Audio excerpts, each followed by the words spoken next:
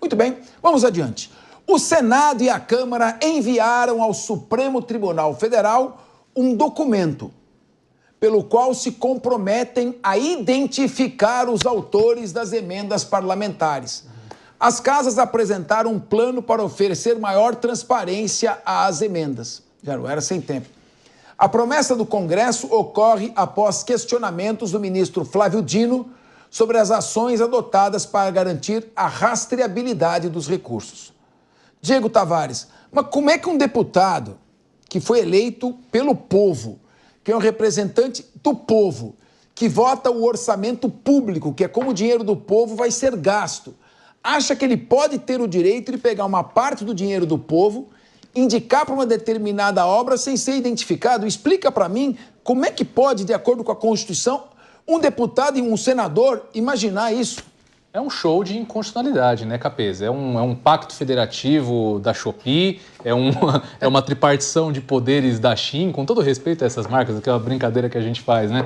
Quando algo, evidentemente, não obedece aquilo que deveria obedecer, o rito que deveria obedecer. E falando aqui do ministro Flávio Dino, um dos grandes acertos do ministro, questionar, de fato, a falta de transparência que existiam nessas emendas parlamentares, nesse vultuoso volume do orçamento público destinado às emendas parlamentares. Salvo engano, cerca de 25% do déficit público poderia encontrar aí cobertura dos gastos se nós zerássemos essas emendas que são destinadas aos deputados. Ora, a gente não tem que agradecer aqui o óbvio. É claro que eles têm que garantir mais transparência às emendas. Afinal de contas, a transparência é a regra da nossa Constituição. Está lá no artigo 37, é um dos princípios que norteiam a administração pública. Tudo aquilo que permeia a administração pública tem que ser claro, tem que dar para o contribuinte, para o cidadão consultar em algum portal. Então, isso é nada mais, nada menos do que obrigação constitucional dos parlamentares. O absurdo é que nós tenhamos um volume tão grande do orçamento público destinado de forma secreta. E falando desse orçamento, o valor, a gente não pode deixar de comentar isso aqui, é estratosférico, 50 bilhões de reais destinados para aquilo que a gente sabe que acontece, para que deputado e senador possa fazer pracinha, possa fazer campinho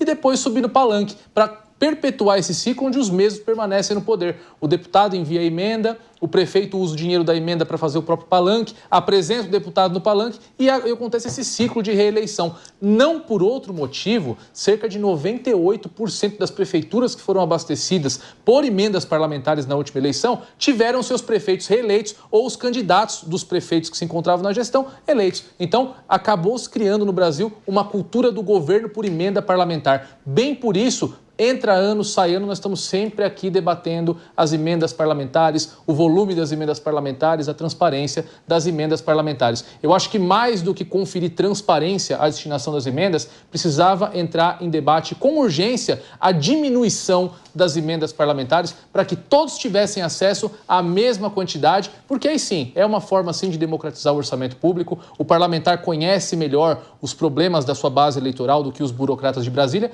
e pode ajudar na destinação do orçamento. Agora, 50 bilhões em um país com tantas necessidades como o Brasil é um verdadeiro absurdo.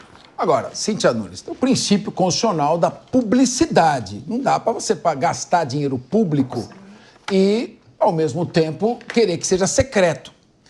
Agora, também tem que dar exemplo, né? Porque se as emendas têm que ser públicas, estou vendo aqui uma matéria na Gazeta do Povo, publicada no dia 4 de janeiro desse ano, postada às 18 horas e 7 minutos. O presidente Lula eleva gastos ocultos e coloca sigilo de 100 anos em cartão corporativo.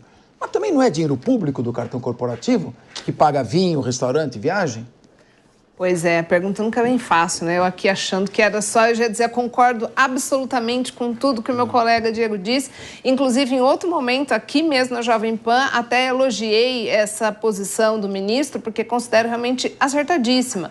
É preciso transparência, o princípio da publicidade, a transparência pública, elas são mais do que normas diretivas, é uma questão de honestidade. É uma coisa que anda meio fora de moda em alguns locais. Mas, de fato, honestidade acima de tudo, porque o dinheiro não é deles. E eu também vi essa notícia a respeito do cartão corporativo. Na oportunidade, não tive como comentar, estava até, acho que, em pauta aqui numa das vezes que eu participei. E, de fato, considero um absurdo. É tanto dinheiro público quanto, e é preciso que a moralidade venha não só nas emendas, mas que venha nos gastos presidenciais, ocupe quem ocupar o cargo. seja de direita, seja de esquerda, o dinheiro é do povo. E esse dinheiro não deve servir para coisas que daqui a 100 anos ninguém de nós vai estar aqui para dizer se foi certo, se foi errado. É, no mínimo, risível, para não dizer a palavra que me vem à mente aqui nesse momento.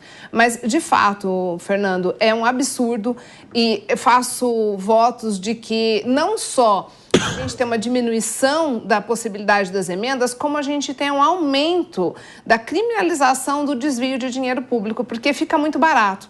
No dia que a pessoa, de fato, responder de uma forma mais efetiva, eu acredito que as pessoas vão pensar um pouco mais antes de fazer gato-sapato do dinheiro que não lhes pertence. É fácil inaugurar praça, é fácil comprar máquinas que ninguém sabe para que serve, desviar dinheiro, comprar camarão, comprar lagosta, e aqui o povo fica até sem ovo. Ana Beatriz Reich, eu perguntei dos gastos presidenciais também, porque 100 anos de sigilo no cartão corporativo. Também outro presidente derruba o sigilo também depois, a gente fica sabendo, né? Mas é que só falar do legislativo também, tem umas frases que não pode mais usar. Antigamente você usava uma metáfora, chutar cachorro morto, não pode. Empurrar bêbado da ladeira também, não pode. Então tá tão chato, então não sei mais o que falar. Então, não pode, vai. Então, o que você acha das emendas parlamentares? Vou mudar a pergunta, porque é óbvio que todo mundo aqui é a favor da transparência nas emendas. Você é a favor das emendas parlamentares? Capês, eu sou, mas eu acho que elas tomaram uma proporção muito além do que é necessário, do que é saudável para um país. Porque hoje, se você analisar o nosso contexto político, a gente vê um desequilíbrio entre os poderes. Hoje, o Congresso tem uma posição dominante, ele que pauta o governo. Né? O Executivo faz as propostas, ele quer atuar, mas o Congresso sempre, não, eu só vou pôr isso em votação se vocês me liberarem não sei quanto. Então, eu vejo hoje, embora a nossa Constituição fale em poderes iguais em termos de importância e que se complementam, eu vejo que tem uma dominância do poder legislativo. E a questão das emendas, ela é diretamente relacionada a isso, porque o poder legislativo, ele tem o poder de aprovar o orçamento e agora ele tem o poder também de dividi-lo da forma que ele melhor entende. Eu não vou nem realmente entrar nessa questão de transparência, porque eu acho que nenhuma pessoa no mundo consegue defender alguma razão pela qual o dinheiro público tem que ser usado sem ser de uma forma transparente. E eu concordo 100% com a crítica de que isso vale para todos, inclusive para o cartão corporativo. Muito embora gostaria eu de ter um cartão corporativo com sigilo de 100 anos. Brincadeiras à parte, fato é, essas emendas tomaram uma proporção que ultrapassa qualquer limite do que é saudável para um país e tudo que a gente está vivendo hoje é também reflexo dessa situação.